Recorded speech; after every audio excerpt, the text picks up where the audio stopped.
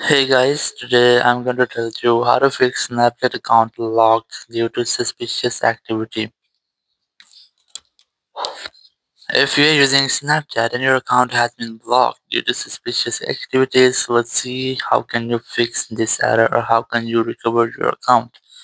And how to do that, very first you have to check that you have a stable and a strongest network connection. And after that, you have to also check for VPN. If you're connected to any kind of VPN, just try to disconnect with that. After disconnecting your VPN, you have to simply go to your browser here, go for search, and just search for Snapchat Sport.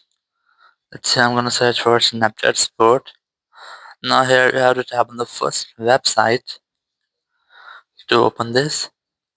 Now here just scroll down and look for contact us option. Here select contact us.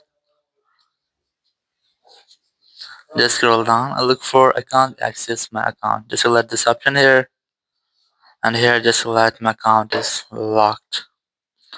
Now here just scroll down and you will get the possibilities in which way you can easily lock your or easily recover your locked account.